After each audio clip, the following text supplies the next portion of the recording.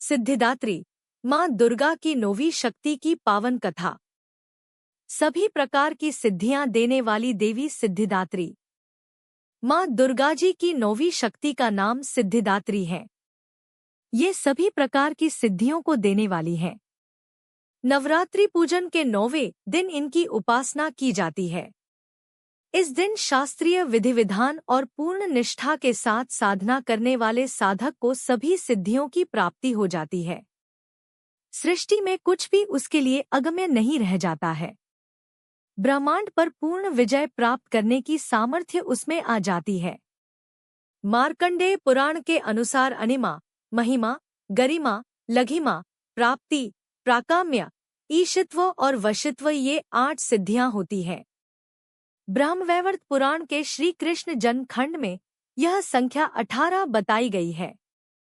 इनके नाम इस प्रकार हैं: 1 अणिमा, 2 लघिमा, 3 प्राप्ति, 4 प्राकाम्य, 5 महिमा, 6 ईशित्व वाशित्व, 7 सर्वकामावसायिता, 8 सर्वज्ञत्व, 9 दूरश्रवण, 10 परकाय प्रवेशन, 11 वाक्सिद्धि, 12 कल्पवृक्षत्व, 13 सृष्टि, 14 संहारकरण सामर्थ्य, 15 अमरत्व, 16 सर्वन्यायकत्व, 17 भावना, 18 सिद्धि।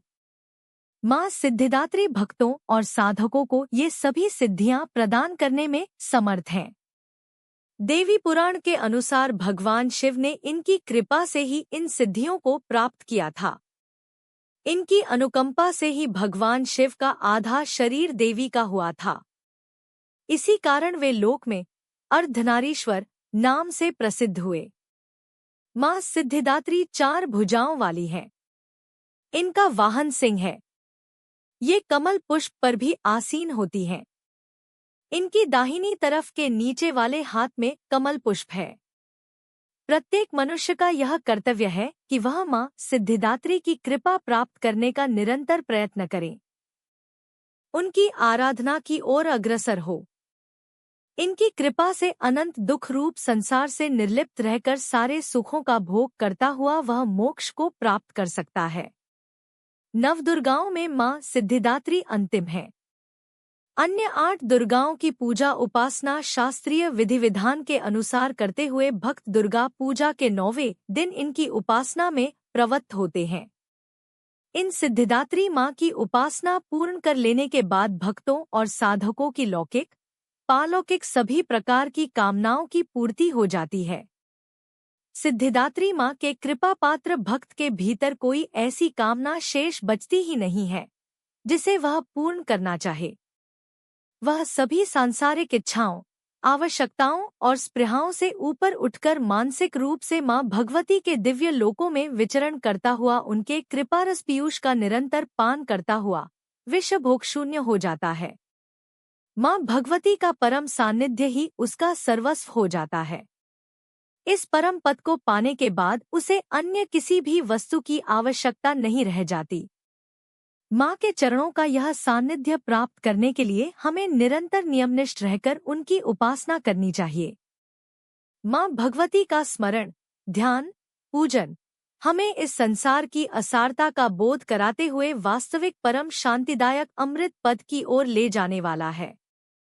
इनकी आराधना से जातक को अनिमा, लघिमा, प्राप्ति, प्राकाम्य, महिमा, ईशित्व, सर्वकामावसायिता, दूर श्रवण, परकामा प्रवेश, वाक्सिद्ध, अमरत्व, भावना सिद्धि आदि समस्त सिद्धियों नवनिधियों की प्राप्ति होती है। आज के युग में इतना कठिन तप तो कोई नहीं कर सकता, लेकिन अपनी शक्तिनुसार जप, तप, पूजा अर्चना कर कुछ तो माँ की कृपा का पात्र बनता ही है। प्रत्येक सर्वसाधारण के लिए आराधना योग्य यह श्लोक सरल और स्पष्ट है। माँ जगदम्बे की भक्ति पाने के लिए इसे कंठस्थ कर नवरात्रि में 9वीं के दिन इसका जाप करना चाहिए। या देवी सर्वभूतेषु माँ सिद्धिदात्री रूपेण संस्थिता। नमस्तस्य नमस्तस्य नमस्तस्य नमो नम। अर्थ: हे माँ, सर्वत्र विराजमान और माँ सिद्धिदात्री के रूप में प्रसिद्ध अम्बे, आपको मेरा बार बार प्रणाम है, या मैं आपको बारंबार प्रणाम करता हूँ।